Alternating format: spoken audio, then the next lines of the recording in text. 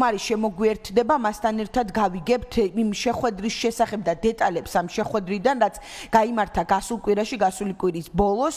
საქმე ეხება ცვლილებებს, რომელიც ამოქმედდა და საგზაო უსაფრთხოების ნაწილს ეხება და რაც გულისხმობს ერთი გადამეტებული ხმაურისთვის და მეორე თვითნებურად გადაკეთებული ავტომობილებისთვის ჯარიმების ზრდას და კანონის ამოქმედების შემდგომ მყისიერად დავინახეთ ჩვენ დაჯარიმების შემთხვევები და ყოველდღიურად სოციალურ ქსელში ვხედავთ მცხოვრების მხრიდან ერთგვარ გაკვირვებას, იმიტომ რომ არის შემთხვევები, როდესაც ქარხნული ავტომობილის მფლობელები ამტკიცებენ, რომ მათი დაჯარიმება სრულიად უსაფუძვლოდ მოხდა. სწორედ აი ამან გარკვეული პროტესტიც გამოიწვია და კანონპროექტის და ცვლილებების ავტორებთან, როგორც გითხარით, შეხვედრებიც გაიმართა.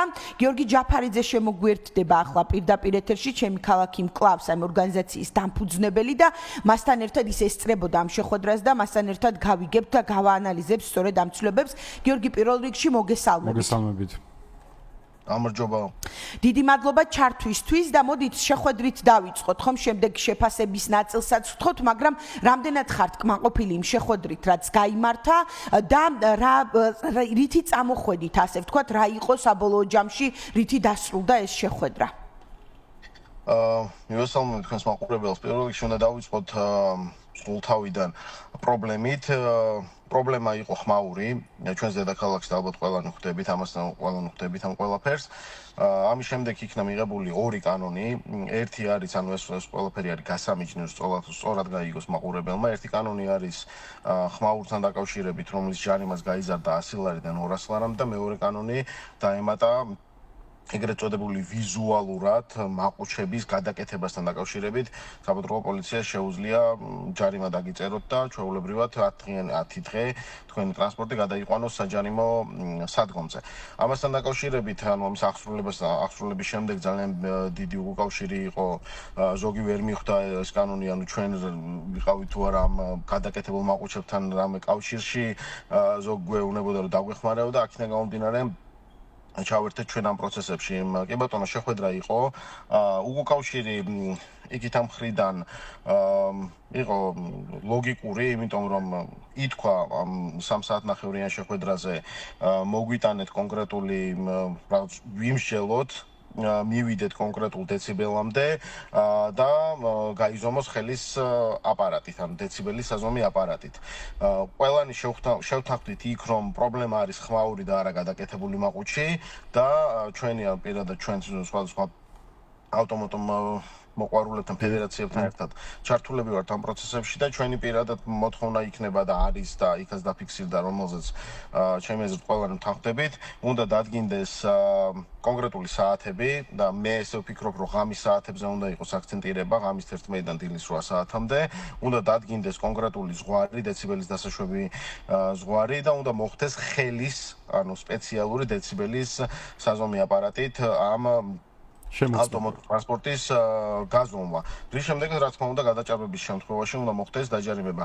ანუ დაახლოებით აზრი ერთი არის, ეს პირველი შეხვედრა იყო და კიდე ორ კვირაში იქნება და მე მგონი სწორად თუ მახსოვს შეხვედრა, სადაც უკვე ეტაპობრივად მივყვებით ამ პროცესებს.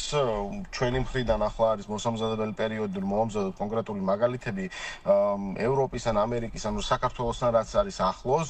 ჩვენ პირადად ჩვენ ვზომავთ ასევე თბილისში ამ ავტომატო ტრანსპორტს, რომელსაც შეიძლება ხმა შეენიშნოს, რომ დაახლოებით გამოვიდეთ იქიდან, რომ არც მოსახლეობა შევწუხდეს და არც ამ ავტოპარკს დავარტყათ ბრჭყალებში, რომ ვერ შეძლონ სიარული, იმიტომ რომ დღეს თუ მხოლოდ გადაკეთებულ ტრანსპორტზე არის აქცენტირება, შეიძლება ტრანსპორტი არ იყოს გადაკეთებული, ანუ ამ კანონის მიღების შემდეგ ტრანსპორტი არ იყოს გადაკეთებული და ის იმათი დაჯარიმება მოხდეს. ამიტომ ეს ამას სჭირდება ძალიან სათუთად მოპყრობა, რომ ბევრი ადამიანი არ დაიჩაგროს, ასე ვთქვათ, და პლუს თავარი აქცენტი, რა თქმა უნდა, ამოვალი წერტილი არის ხმაური, რომლითაც ძალიან ბევრი ადამიანი არის შეწუხებული.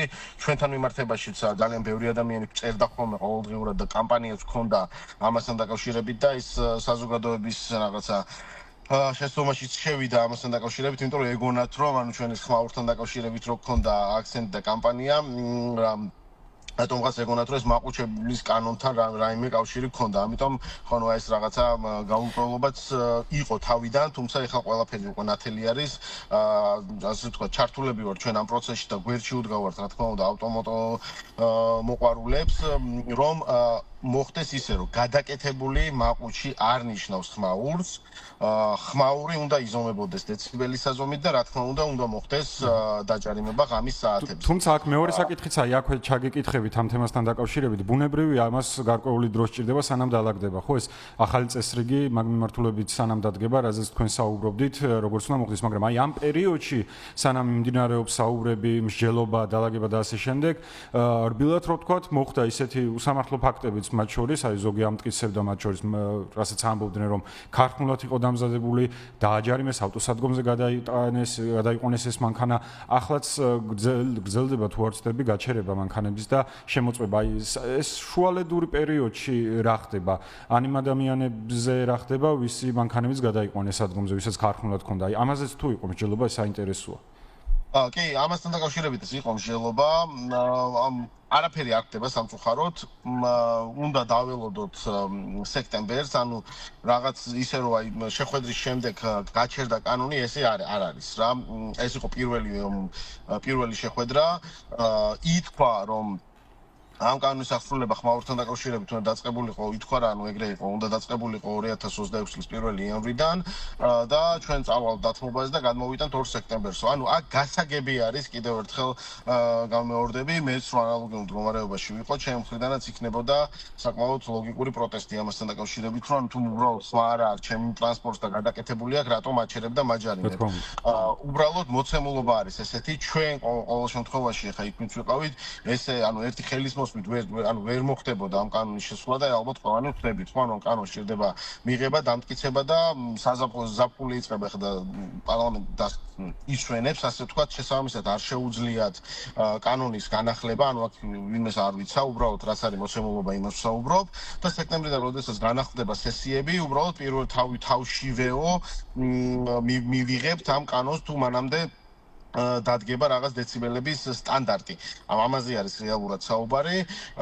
სხვანაირად, ანუ ესეთი მოცემულობა გვაქვს. მოგწონს თუ არ მოგწონს, ფაქტი არის, რომ ახლა ამ ეტაპზე ვისაც რჩევა იქნება ჩემ, ვისაც გადაკეთებული აქვს და ხმა აქვს, უნდა მოერიდოს, ვთქვათ, სიარულს, იმიტომ რომ არის, რა თქმა უნდა, იმის რისკი ძალიან ჩვეულებრივად, რომ მოხდეს გაჩერება, დაჯარიმება და ტრანსპორტის საჯარიმოზე გადაყვანა.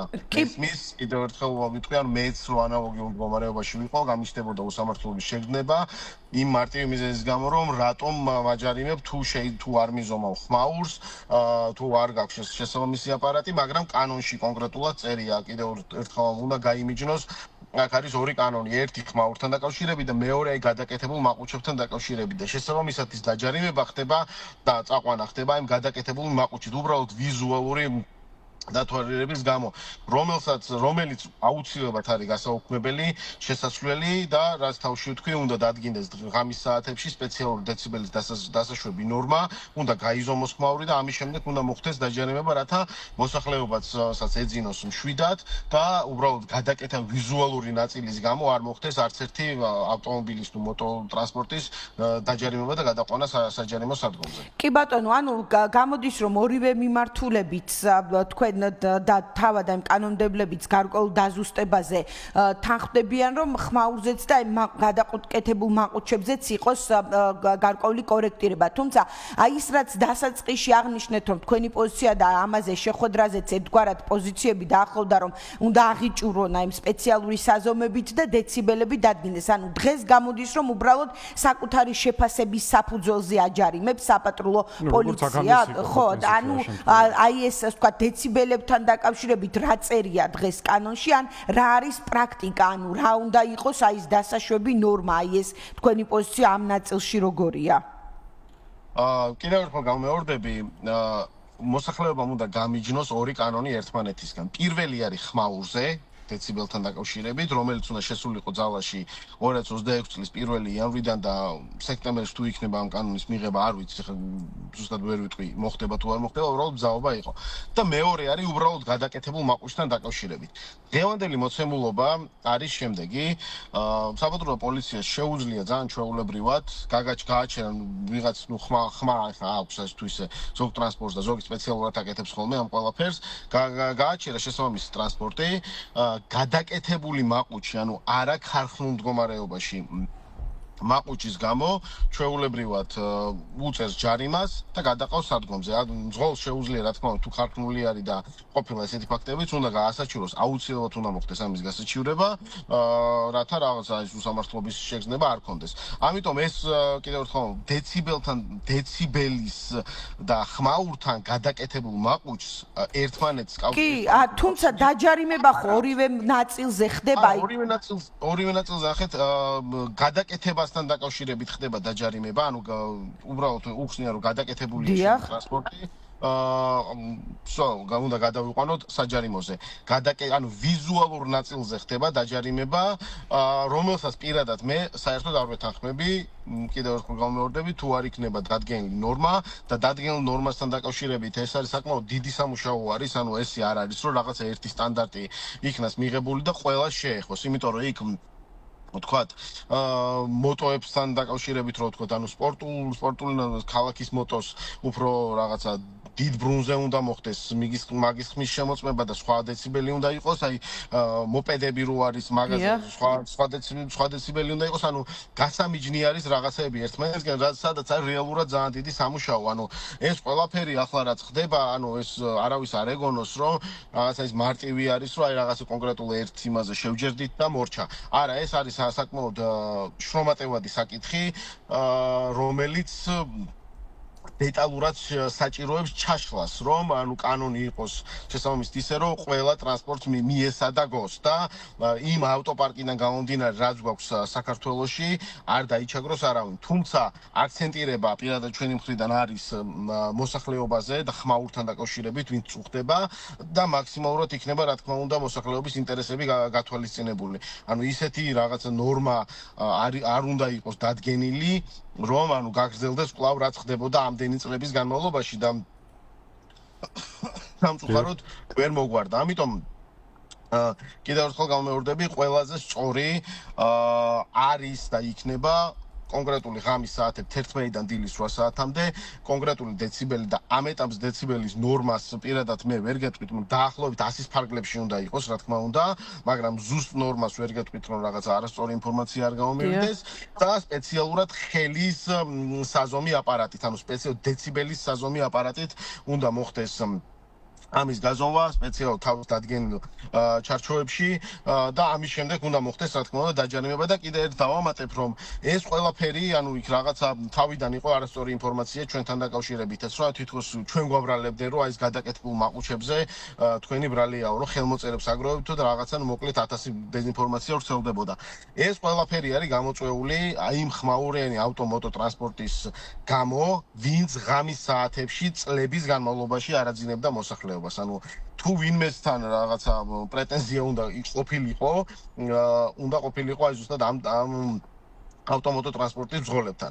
ამიტომ პროცესი დაწყებული არის. კი ბატონო, ვიღაც კეთილსინდისია მძღოლ შეიძლება კონდეს რაღაცა უსამართლობის შეგრძნება, მეც რო ყოფილიყავი ანალოგიურ ტრანსპორტში, მეც მექნებოდა, თუმცა რაღა დარჩა ხო სექტემბრამდე თავარი არის რომ სექტემბერში იყოს ეს ყველაფერი დაკორექტირებული, დაახლოებით ერთ თვეზე არის საუბარი, ამიტომ უნდა მოხდეს ისე რომ იყოს სწორი საკანონმდებლო ჩარჩო, სადაც მოსახლეობასაც შეეძლება ღამით სიარული და ავტომოტო ტრანსპორტის მძღოლსაც შეეძლება თუნდაც დღეს და ღამით სიარული, უბრალოდ ვიზუალური ნაწილის გადაკეთების გამო, ანუ ვიზუალური ნაწილი არის ძალიან მარტივად, აი მაკიაჟის გამო რომ დავაჯარიმოთ ხალხი. ამიტომ ხმაური არ ნიშნავს გადაკეთებას, ხმაური უნდა იზომებოდეს სპეციალური დეციბელის საზომი აპარატი. კი ბატონო, დიდი მადლობა. ვნახოთ როგორ გაგრძელდება ეს კომუნიკაცია, წარმატებებს გისურვებთ. გიორგი ჯაფარიძე ორგანიზაცია ჩემი ქალაქი მკლავს დამფუძნებელი საუბრობდა ჩვენს ეთერში.